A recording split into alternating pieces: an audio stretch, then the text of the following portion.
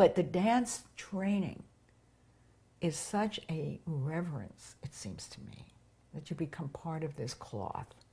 So, you know, I just think that's so important for those who come after us. Well, I don't know how people. What year was this person with the modern dance? This woman, this PE teacher. I graduated in 59, 58, 56. 56. So modern dance. So that was 59. Lamone, Hawkins.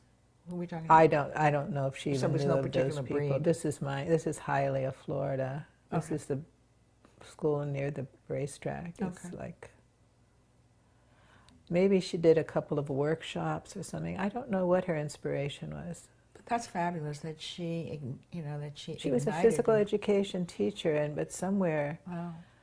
I can't remember what she taught us. Maybe Well, she obviously taught you a lot because look at you now. I mean, you know. She inspired. She inspired. She really inspired. Isn't that what teachers are supposed to do? Mm-hmm. To bring out the brilliance and to inspire? Yeah, and there was a new world growing, and she was part of that. Because I can remember even younger, when you're talking about endurance, seeing blood in my toe shoes and thinking that was great. Yeah, because we're taught to think that. We're taught to think that. Yeah. So, okay, so you're in this modern dance milieu. And still taking tap ballet to acrobatic. So when did you have time to read a book or anything, or didn't you? Or what happened to all that Jewish intelligence? I never got involved in television. And I never cared for movies. That's another thing. Someone tried to kidnap me when I was 5. What do you mean? I was living with this family, and that just came to me. So she was 6 years older. Her cousin was 7 years older than me. And the 3 of us went to the movies on Saturday morning. And there was this, I'll say cigar store. I don't know what kind of cigarette stores, comic book, magazine places. And I was looking at something. I couldn't read yet, so I was 4 or 5. I think I was 5, because I wrote about it in 7th grade. That's how I remember it. And I can remember wandering around, and this old man came over and took hold of me and said, "Come with me," or something. And I said no, because my mother had always told me not to go with strangers. And he started to drag me out of the store, and Billy, who was the cousin of my friend, said, "Let her go." He came over, he must have been 12. And he said, "Is this your brother?" And he said, "Yes." And he let me go. And what's interesting in those days is this was not the first instance of this man grabbing kids, but as children we never told adults. Hi. We lived in a world in which it was a totally separate world. You mean between children and adults? We did not discuss things. Wow. Children were seen and not heard. If an adult walked in the room, I stood up. Wow. I said, "Yes, ma'am, no, sir," to my parents even. And there was about that time when I was living with my parents, we lived in one room. We shared a bathroom with the man who lived in the room next door, and my mother had a little hot plate in the bedroom, and she washed dishes in the bathroom sink. And we didn't consider ourselves poor because everyone around us was similar. Like today, people talk about poverty. I never felt poor. I had 5 dresses before school. My mother would make me 5 dresses and a Sunday dress if I was going to go with someone to church. Church? Mm-hmm. I grew up in the South. No, that was my grandmother. Oh. But I grew up in Miami. And well, what happened to the Jews? My mother hid that she was Jewish. It was during the war. She had an escape route for me. If the Nazis came to America, she had an escape route.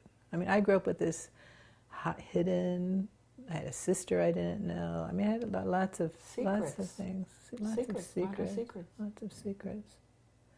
and they were not expressed. Much as about a secret. They're incredibly wonderful. Also, like there's all this psychological stuff about life and problems and things like that. And I presented, maybe 10 years ago at the Body Psychotherapy Conference in Maryland, near Washington. And I did a post-conference thing, and I did it with another woman because I was just beginning to come out of my illness, so it must have been less than 10 years.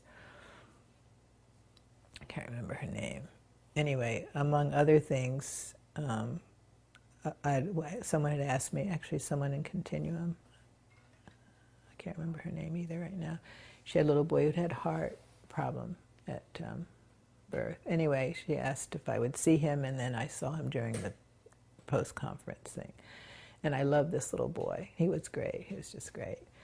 And I was exploring with him how to stand, and they had a piano thing, maybe standing. He was little. He was a little kid, a year and a half, maybe 2, I don't know. Anyway, so we had this incredible communication at a cellular level. Mm-hmm. And he'd look at me and I'd look at him occasionally, but I didn't talk because talking is not generally what I do. And so this other woman that I was co-presenting with, she said something about, well, you never acknowledged him, because she was a very verbal person and very psychologically oriented, and there was some psychiatrists in the group or whatever, and later one of them said to me, you're more Taoist than psychological. Mm. So there's a way in which I'm interested in psychology for sure, but it's too verbal for me. Mm-hmm. It doesn't have the mystery of what I perceive, which is more absorbing. Well, also, I mean, just from the kinesthetics specialty point of view, the experience is not cerebral particularly. It's a absorption at the kinesthetic level that creates this uniqueness. I mean, and for me, it's at the spiritual soul level. Right. This is a whole other piece of, again, to my Jewish grandmother, I was just precious, mm-hmm. which is everything. Mm-hmm. To my Quaker grandmother, she was very religious in a Quaker way. Mm-hmm. And the very first thing she taught me was God is love. Mm.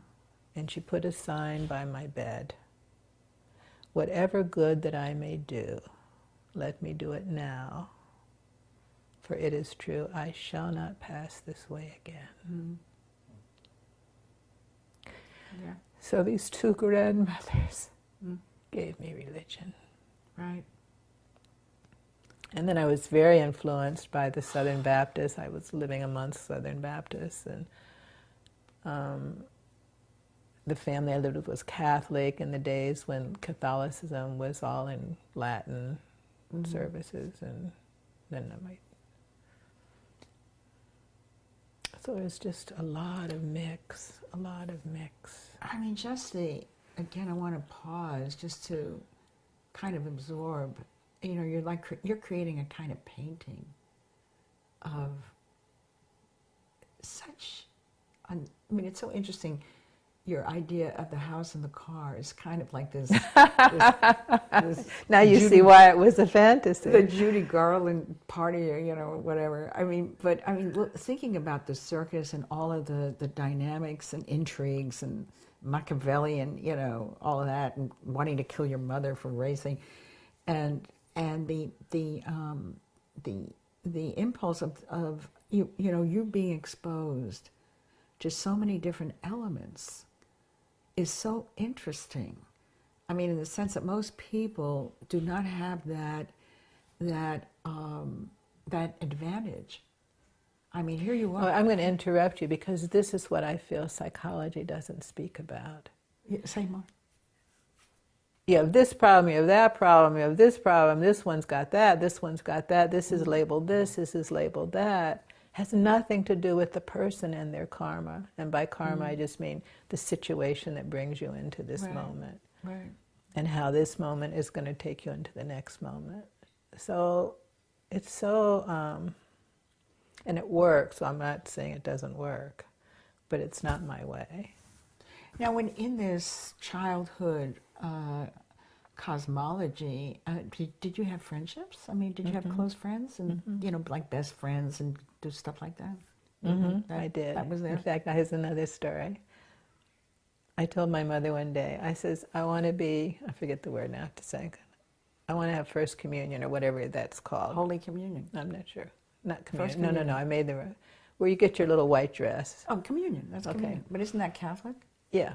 So my mother said my mother was fierce, by the way. If you haven't gathered, she was the fierce one. She said, she was brilliant. She said, "Do you want to have this thing, First Communion, whatever, because Brenda is my friend who's getting this white dress, or is it because you believe in it?" She broke it. I didn't have a clue what it was about, but I wanted one of those white dresses with a white veil. So that was and I had been going to Catholic church somewhat with this family when I lived with them. Well, okay, so back to the modern dance. So I remember Brenda. Yeah. Okay, so back to the modern dance thing. So there you were in modern dance, being inspired by this wonderful teacher, and so then, so take us into like what happened next in your kinesthetic amazement. What? Well, in 9th grade at the same time, I did happen to see a television advertisement about occupational therapy. So I said, okay, that's what I'm going to be. So then I planned my 4 years to become an occupational therapist. Well, what attracted you to that? I think they were helping people,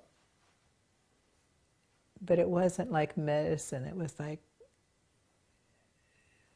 doing things with people, creative things with people. So occupational therapy, a lot of people think it has to do with occupations, but it's really to occupy one's mind. It's really one of the very first Western somatic practices in the sense of... That is true.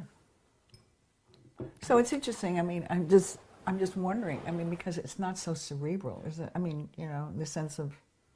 I mean, well, it's in kind terms of physical therapy, the physical therapy had more of the science and more... It was more recognized being scientific, where occupational therapy, you had to connect it with the meaning. It had to have meaning to the person. It wasn't just an exercise. So I feel very grateful to this field, actually. So you saw the ad, and then you got inspired to...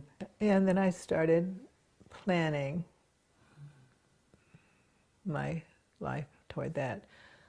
I had looked into, meanwhile I broke my arm when I was 10, so the dance, otherwise I would have joined the circus or dance, but I lost, my hand was like that for years. I couldn't use it. Would that inhibit the occupational therapy thing? No. No? I couldn't use it for 2 years, and then gradually, and Didn't you have polio somewhere? I had polio when I was 4. So wait a minute, let's just go back to that. Okay, it's a good thing I know you. Okay, so when you had polio,